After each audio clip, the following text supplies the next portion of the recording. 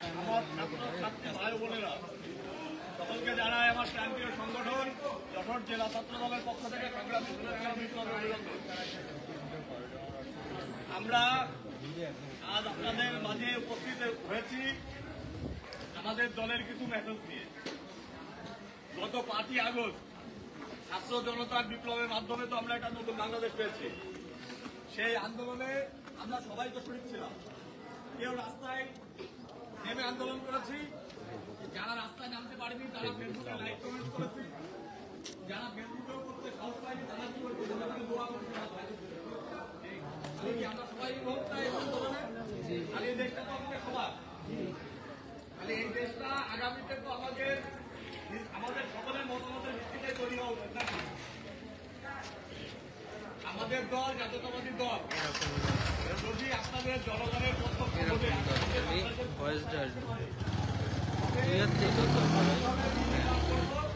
তারই মতামত আপনাদের কাছ থেকে নেওয়ার জন্য আমাদের নেতা জনতা জনাব তারেক রহমান আপনাদের কাছে আমাদেরকে পাঠিয়েছেন।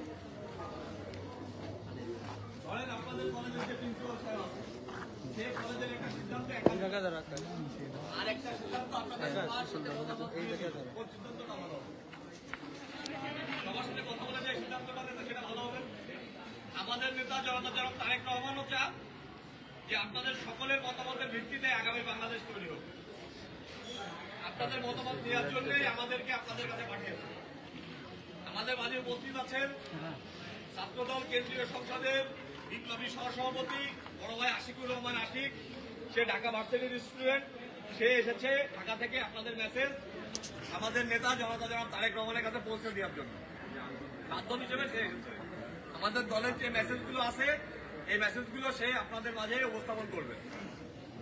আপনাদের মাঝে উপস্থিত আছেন যশোর জেলা ছাত্র দলের যুগ্ম সম্পাদক সাদ্দাম হোসেন, যুগ্ম সম্পাদক সাইফুল ইসলাম জনি। আপনাদের মাঝে উপস্থিত আছেন এই উপজেলা ছাত্র দলের সদস্য সচিব ককিবুর রহমান, এই নোয়াপাড়া পৌর ছাত্র দলের সদস্য সচিব ফাইসাল হোসেন। আপনাদের মাঝে উপস্থিত আছেন এই নোয়াপাড়া কলেজ ছাত্র দলের সভাপতি ওসামা এবং সদস্য সচিব আরশাদুল। আপনারা তো মনে হয় ওসামা এবং আরশাদুল্লাহ সবাই চেনেন নাকি? আপনাদের সাথে সঙ্গে থাকে তো আমাদের এই আপনারা আপনাদের সাথে থাকবে। আপনাদের কোনো অভিযোগ হলে তাদেরকে জানাবেন। আমাদের ছাত্রদল আপনাদের সকল ন্যায় সম্মত দাবির সাথে আমাদের ছাত্রদলের ছেলেরা আপনাদের সাথে থাকবে।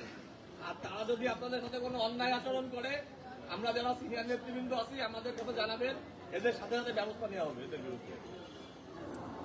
এ পর্যায়ে আপনাদের মাঝে আমাদের দলীয় মেসেজটা উপস্থাপন করছেন ছাত্রদল কেন্দ্রীয় সংসদের বিপ্লবী সহসভাপতি বড় ভাই আশিকুর রহমান আশিক।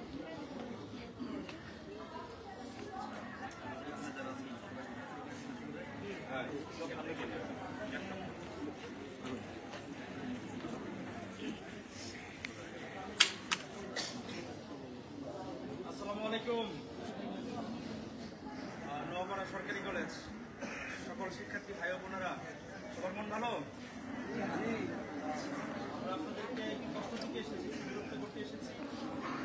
বিরক্ত করবার উদ্দেশ্য হচ্ছে এই যে আমরা আগামী দিনের বাংলাদেশ আপনাদেরকে সাথে নিয়ে গঠন করতে চাই।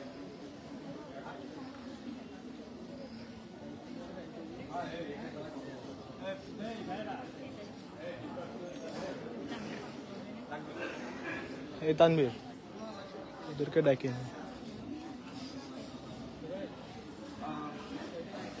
বিগত জুলাই আগস্টে বাংলাদেশে একটি বড় বিপ্লব হয়েছে। এই বিপ্লবে আমরা সবাই উপস্থিত ছিলাম, এটা আমরা সবাই অবগত না? যেহেতু আন্দোলনটা আমরা সবাই মিলে করেছি, বাংলাদেশকে ফ্যাসিবাদ থেকে স্বৈরাচার থেকে আমরা সবাই মিলে মুক্ত করেছি। 1971 সালের যে মহান মুক্তিযুদ্ধ ছিল সেই মুক্তিযুদ্ধ আমরা সবাই মিলে করেছি। আবার যদি এই দেশের মালিকানা হিসাব করতে যাই আমরা সবাই আসলে এই দেশটার মালিক। যেহেতু সবাই আমরা এই দেশটার মালিক এবং সবাই মিলে এই দেশটাকে মুক্ত করেছি, আগামী দিনে আমরা সবাই মিলে এই রাষ্ট্রটাকে গঠন করতে চাই। এখন এই সবাই মিলে কিভাবে গঠন করতে পারি? যদি ইনশাল্লাহ আগামী বিগত 15 বছর অনুষ্ঠিত হতে পারে নাই, বিগত 15 বছর আপনারা দেখেছেন যে নির্বাচনের নামে কি রকমের প্রহসন এবং তামাশা হয়েছে। রাতের বেলা ভোট হয়ে গেছে, ভোট ডাকাতি হয়ে গেছে। এমনও দেখেছি জীবিত মানুষ ভোট দিতে পারে না, কিন্তু কবর থেকে মরা মানুষ পর্যন্ত ভোট দিয়েছে। আগামী দিনে এই ধরনের যাতে ভোট কারচুপির কোনো নজির না হয়, একটা সুষ্ঠু স্বাভাবিক নির্বাচন আমরা আশা করি এই দেশের মানুষ ধানের শীষ প্রতীকে ভোট দিয়ে আমাদের নেতা জনাব তারেক রহমানকে দেশের প্রধানমন্ত্রীর দায়িত্ব বা শাসন করবেন এবং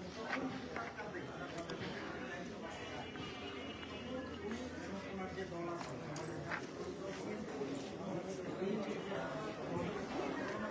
বাংলাদেশ জাতীয়তাবাদী দল, আমরা কিভাবে সাধারণ মানুষ এবং সাধারণ ভিতর থেকে এই দেশটাকে বিনির্মাণ করতে পারি সেই ব্যাপারে আমরা আপনাদের কাছ থেকে আমি আমার বক্তব্য শেষে আপনাদের কাছ থেকে মতামত নিব এবং আপনাদের প্রশ্নগুলো আমরা নিব। এর ভিতর দিয়ে আপনারা নিজেদের ভিতরে কার কি প্রশ্ন থাকতে পারে, কার কি অপিনিয়ন থাকতে পারে, নিজেরা একটু ভেবে নেন। তো তার আগে আমি শুধু আমার দল সম্পর্কে, আমার দলের নেতৃবৃন্দের সম্পর্কে আপনাদের সামনে দুটো কথা বলতে চাই, একটু উপস্থাপন করতে চাই।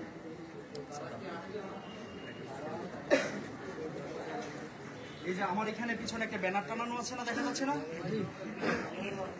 ব্যানারটা দেখা যাচ্ছে? এই যে ব্যানারের এই পাশে একজন ছবি দেখা যায়, উনি কে? কে উনি লিখিত?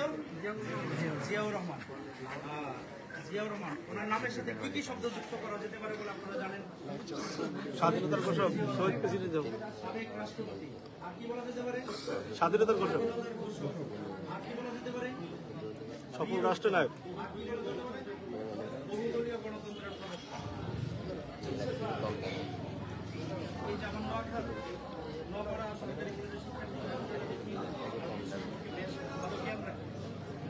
শহীদ প্রেসিডেন্ট জিয়াউর রহমান 1971 সালে বাংলাদেশে যখন মহান মুক্তিযুদ্ধ হয়েছিল, সেই মুক্তিযুদ্ধে পাকিস্তানি হানাদার বাহিনী আমাদের ঘুমন্ত মানুষের উপরে, ঘুমন্ত ছাত্রদের উপরে নির্বিচারে গুলি চালিয়েছিল। এই ইতিহাস আমরা সবাই জানি না? যখন নির্বিচারে গুলি চালাচ্ছিল, যে পাকিস্তান সেনাবাহিনী গুলি চালাচ্ছিল, এই জিয়াউর রহমান সেই পাকিস্তান সেনাবাহিনীর একজন মেজর পদে কর্মরত একজন অফিসার ছিল।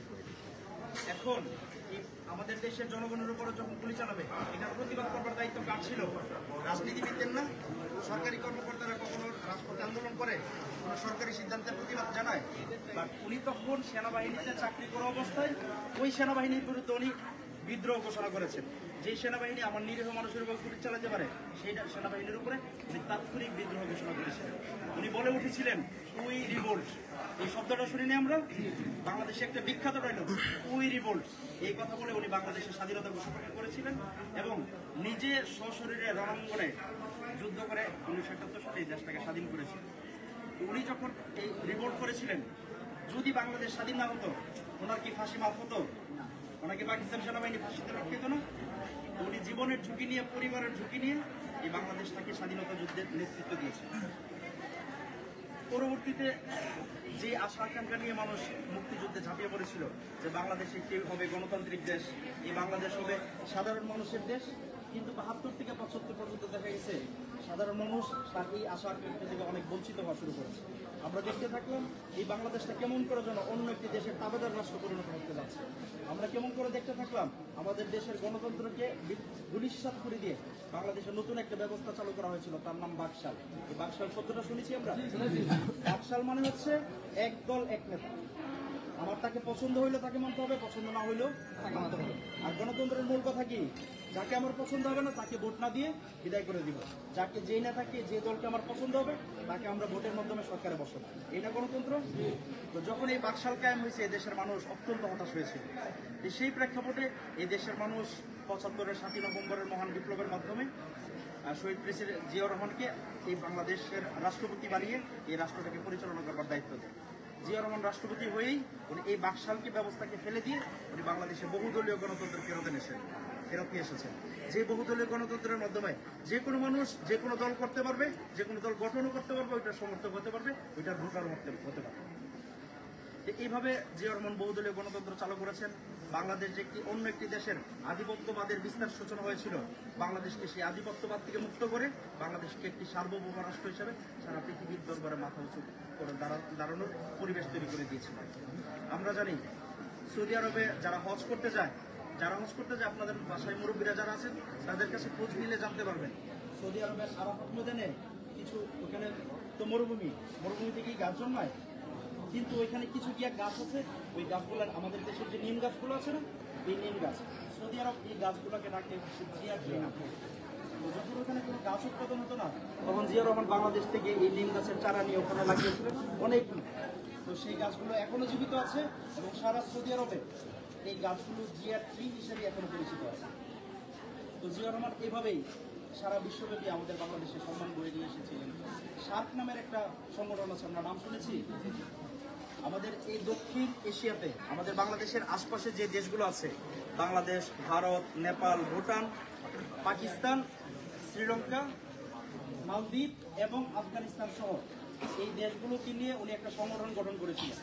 যে সংগঠনটা বিশ্ব পৃথিবীর অনেক নেতাই চেষ্টা করেছিলেন দাঁড় করানোর, কিন্তু কারো পক্ষে সম্ভব হয় নাই। কিন্তু উনি সফলভাবে এই সংগঠনটা সুস্থভাবে করেছিলেন। এটা আমাদের জন্য অনেক বড় গর্বের খবর না, যে আমাদের উদ্যোগে এই বিশ্বের এই 7টা দেশ একত্রিত হয়েছে আমাদের নেতৃত্বে।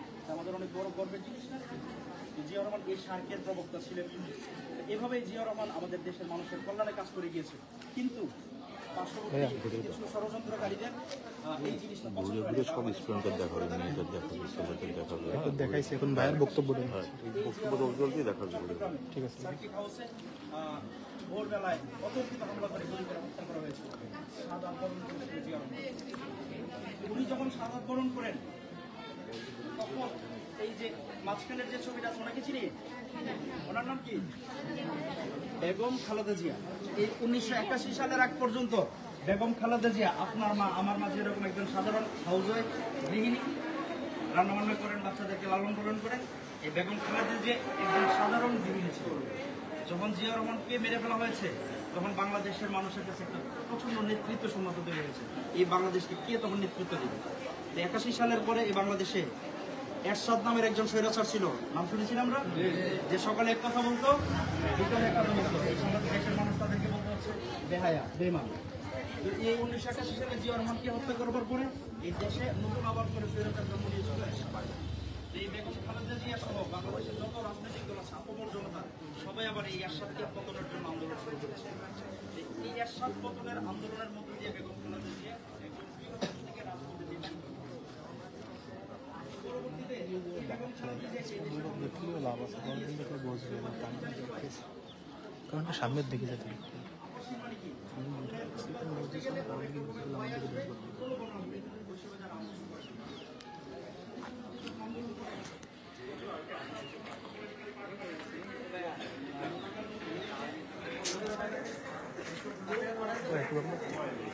ছায়া আছে, এখানে আছে ছায়া আছে, একটু এক হইতে হয়, তাহলে বোঝা যায় যে কিন্তু আছে। আমরা একটু আগে আসি। 5ই আগস্টে শেখ হাসিনার প্রথম গতি ছিল ঠিক এমনই ভাবে 1990 সালে এরশাদের প্রথম গতি। এটি কখন থেকে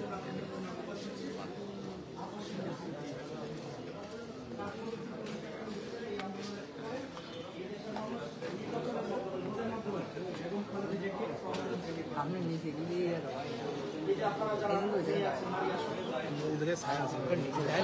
ক্যামেরাটা হয়ে যায় দেখতে পাচ্ছি সুন্দর। জায়গাটা যদি একটু ভিড় করা হয় সেটা দেখতে সুন্দর। এক দুজন করে 20 জন পিছনে চলে যাওয়া আমাদের একটা ঘাটতি।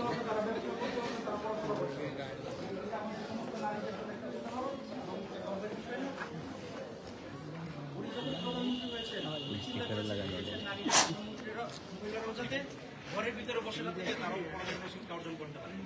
আপনি আমাদের এখন শিক্ষা প্রতিষ্ঠানে আমরা তাকাইলে দেখি যেখানে ছেলে মেয়ে প্রায় সমান সমান, কিন্তু আজকে থেকে 30 বছর 40 বছর পিছনে যান, গিয়ে দেখবেন একটা প্রতিষ্ঠানে যদি 80টা ছেলে থাকে 15 থেকে 20টা মেয়ে থাকে।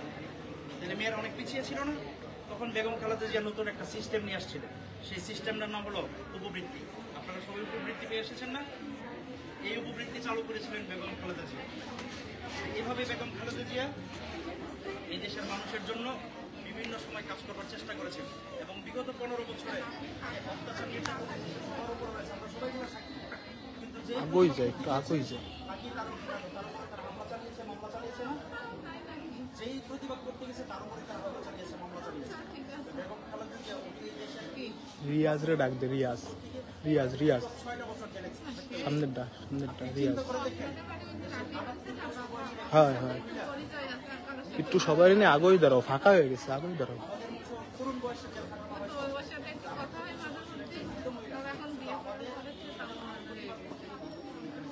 এবার উনি আবার এই ওই পাশ থেকে একটু আগই দাঁড়াও, মাঝখানে গ্যাপ হয়ে যায় না?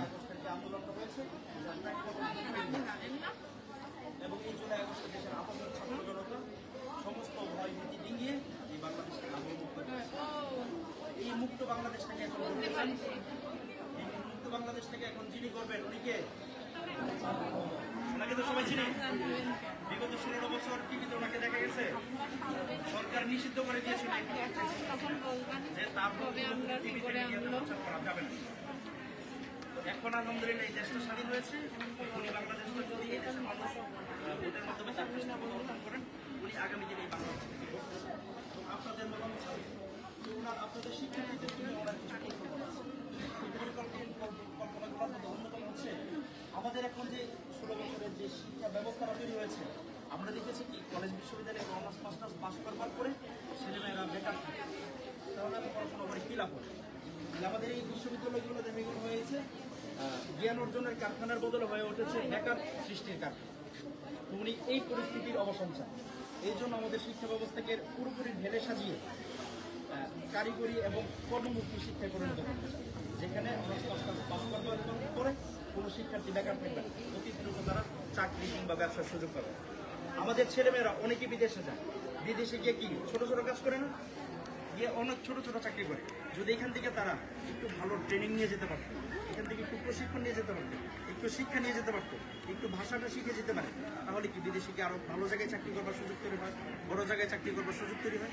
তার প্রমাণ ইনশাল্লাহ আগামী দেশে দিনে আসলে এই শিক্ষা ব্যবস্থায় এই আমূল পরিবর্তনগুলো নিয়ে আসবে।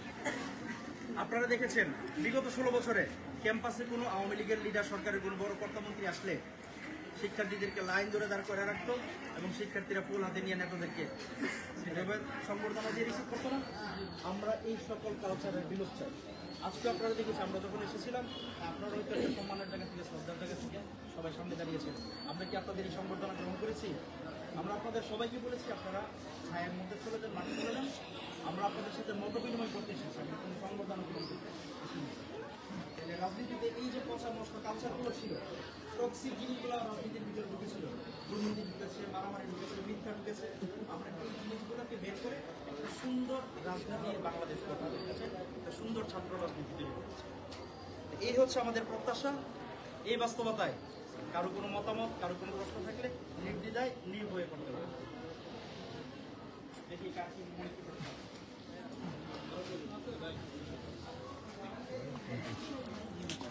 এসো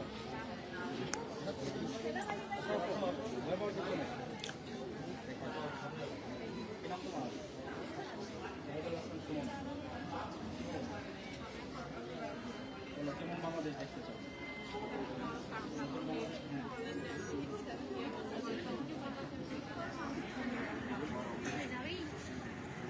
দেওয়ার জন্য ওর প্রশ্ন, ওর ইয়েটা হচ্ছে, দাবিটা হচ্ছে, চাওয়াটা হচ্ছে বাংলাদেশটা হবে দুর্নীতিমুক্ত এবং বিচার ব্যবস্থার উপরে কোনো রকমের হস্তক্ষেপ থাকবে না। কেউ অপরাধ করতে পারে, অপরাধ করবার সময় কেউ কি কারো কাছ থেকে অনুমতি নিয়ে অপরাধ করে, কাউকে বলে কি অপরাধ করে, সে তার মতো অপরাধ করে ফেলে। এখন দেখতে হবে কর্তৃপক্ষ তার যদি আমাদের বিচার ব্যবস্থার উপরে কোনো হস্তক্ষেপ থাকে তাহলে কি ন্যায় বিচারটা হয়?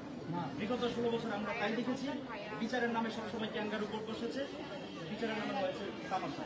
আগামী দিনে ইনশাল্লাহ এই ধরনের বাংলাদেশ হবে, আমরা সবাই মিলে বাংলাদেশে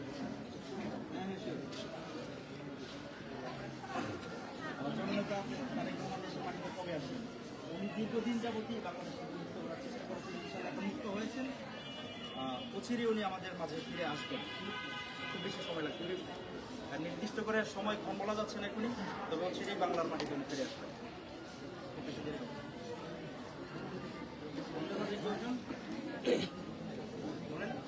কেমন দেখতে চাই?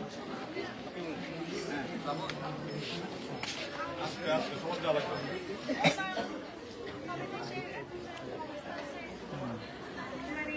শিক্ষার অভাব হচ্ছে, ভালোভাবে আমাদের শিক্ষার্থীরা ভালো শিক্ষা পাচ্ছে না। তারপর চিকিৎসার ক্ষেত্রেও অনেক অবনতি হচ্ছে, যেগুলা আমার বোন আমাকে একটা ভালো জিনিস মনে করিয়ে দিয়েছে। আমাদের নেতা তারেক রহমানের একটা সুন্দর পরিকল্পনা আছে, পরিকল্পনার নাম হচ্ছে একটা ফ্যামিলি কার্ড। প্রত্যেকটা ফ্যামিলির নামে একটা করে কার্ড থাকবে। আমাদের বাংলাদেশে প্রত্যেকটা গ্রামে দেখা গেলে কি 50টা 100টা 200টা ফ্যামিলি থাকে না? তো সারা বাংলাদেশে কতটা ফ্যামিলি আছে এটা হিসাব করা সম্ভব না। প্রত্যেকটা ফ্যামিলির নামে একটা করে কার্ড থাকবে। ওই কার্ডের এগেইনস্টে ন্যূনতম যে চিকিৎসাটুকু প্রয়োজন এটুকু স্বল্প মূল্যে যাতে পেতে পারে, ন্যূনতম যে শিক্ষা দরকার, এই ন্যূনতম এই শিক্ষাটুকু যাতে কম দামে পেতে পারে, ন্যূনতম যে খাবারটুকু দরকার, চাউল ডাল, এগুলো যাতে কম দামে কিনতে পারে, এই প্রত্যেকটা ফ্যামিলিকে বাংলাদেশ রাষ্ট্রীয়ভাবে একটা ফ্যামিলি কার্ড করা হবে। যে কার্ডের মাধ্যমে যারা গরিব মানুষ আছে, দরিদ্র মানুষ আছে, তারা ন্যূনতম একটা চাহিদা এখান থেকে মেনটেন করে নিতে পারবে। তাহলে তারেক রহমানের এরকম আরো অসংখ্য পরিকল্পনা আছে, ইনশাল্লাহ আমরা দিন দিন জানতে পারবো।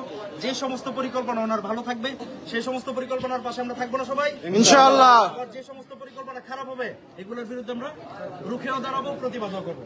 ঠিক আছে? আচ্ছা, আর আমাদের এই কলেজে দুইজন প্রতিনিধি আছে, দুইজন ছোট ভাই কই? এই যে আচ্ছা, এই দুইটা ছোট ভাইকে সবাই চিনি? জি ভাই। আচ্ছা, এরা যদি ক্যাম্পাসের কোনো ভালো কাজ করতে চায়, তাহলে সবাই ওনাদেরকে সহযোগিতা করবেন ইনশাআল্লাহ। কোনো খারাপ কাজ করে প্রতিবাদ করব। থাকবেন নাকি প্রতিবাদ করবেন? প্রতিবাদ করব। খারাপ কাজ করলে প্রতিবাদ হবে, ভালো কাজ করলে সহযোগিতা হবে। আমাদের অনেক অবদান। ঠিক আছে, প্রশ্ন? এখন আমাদের দেশের শিক্ষা প্রতিষ্ঠানগুলোতে মানে লেখাপড়ার নামে কিন্তু ব্যবসায় চলে। বেশিরভাগ সময় দেখা যাচ্ছে একজন টিচার সে টিউশনি করায়, বাট ক্লাসে গেলে তার কোনো মানে পড়ালেখার মানে স্টুডেন্টদের যে শেখাবে তার প্রতি তার কোনো আগ্রহ থাকে না। এইটা নিয়ে মনে করেন যে মানে আমাদের স্টুডেন্টদের মানে এটা চাওয়া হবে মানে শিক্ষা প্রতিষ্ঠানে কোনো ব্যবসা চলবে না, অনলি শিক্ষা। 31টা দফা দেওয়া আছে। আমি 31টা দফার মধ্যে থেকে শুধু একটা দফা আলোচনা করে দিই, বাকিটা আপনারা পড়ে নিলে বুঝতে পারবেন। রেইনবো আছে না? রেইনবো হইছে আকাশ, ওই যে রংধনু, অনেকগুলো রং থাকে। আমাদের বাংলাদেশ তো হবে এরকম রেইনবো সোসাইটি, যেখানে সব মতের মানুষ থাকে, যারা হিন্দু, যারা মুসলিম, যারা মাজার পূজা করে, যারা ধর্ম মানে, সবাই থাকবে, আস্তিক নাস্তিক সবাই থাকে। তাহলে এইটাই হচ্ছে কি আমাদের রেইনবো সোসাইটি। তাহলে আমাদের এই জিনিসটা থাকবে সবার জন্য। আর এখানে আছে আমাদের জাতীয়তাবাদী ছাত্রদল, এর অতীত, বর্তমান, ভবিষ্যৎ সব ইতিহাস আছে, এটা থাকবে। আর ছাত্রলীগ শিক্ষার্থীদের হাতে কি তুলে দিত? আমরা শিক্ষার্থীদের হাতে তুলে দিতে চাই কলম। কোথায় কলম? সবার জন্য আমাদের পক্ষ থেকে আছে একটি করে কলম এবং হচ্ছে একটি করে এই মার্কার আছে নি? সেটা বাংলাদেশের প্রতীক, বেগম খালেদা জিয়ার প্রতীক, তারেক রহমানের প্রতীক। ঠিক আছে? তাহলে এগুলো আমরা সবার হাতে হাতে দিয়ে দিচ্ছি, সবাই এগুলো রিসিভ করবেন। পরে আমরা সবাই মিলে একটা ছবি নিব, সবার স্মৃতি হিসেবে থাকবে। তারপরে সবাই জামার ভাগে দাঁড়ান, বিশৃঙ্খলা করার জন্য আমরা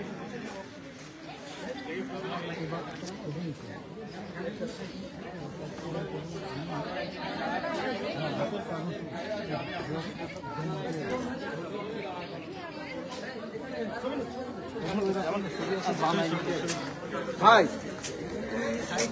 সময় দাঁড়া ভাই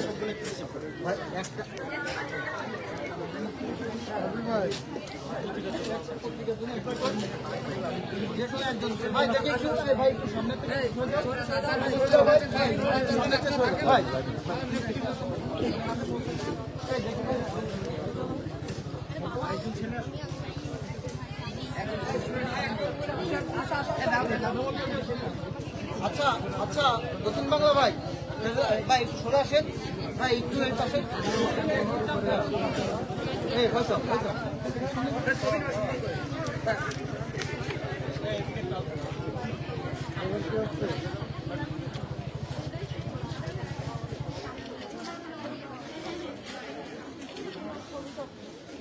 ভাই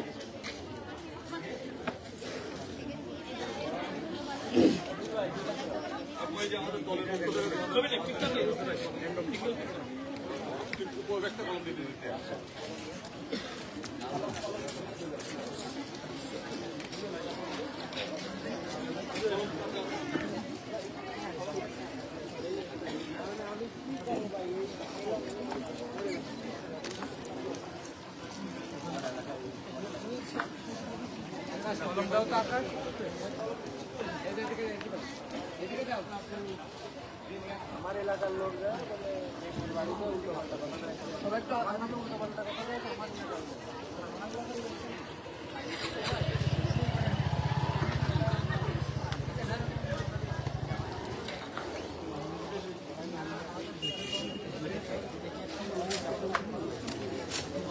আমার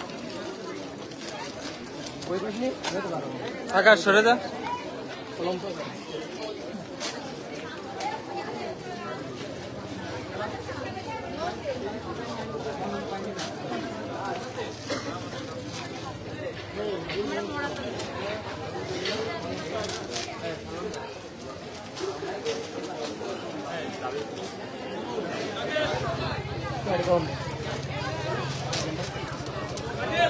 আমারটা কই আমারটা কই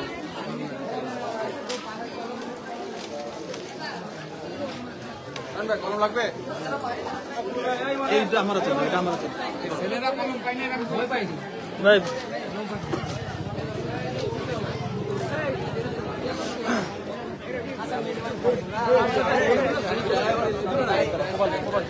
আরে তোমার ছবি হয়ে গেছে আর সাথে হাতটা সরানি হয়ে গেছে। হ্যাঁ, একটু সবাই একটু সাইডে আসি সবাই। কলম পাইছো?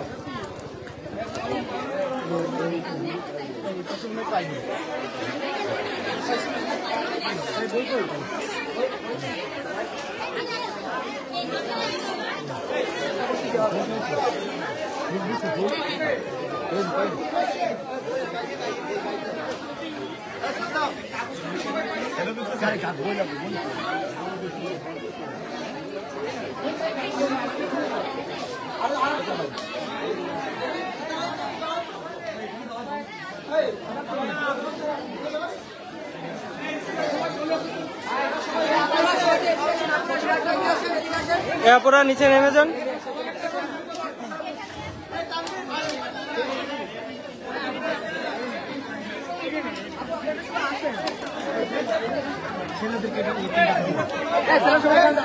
ফিনিশ করে দেবো, শেষ করেছে? ফিনিশ দিয়ে দাও।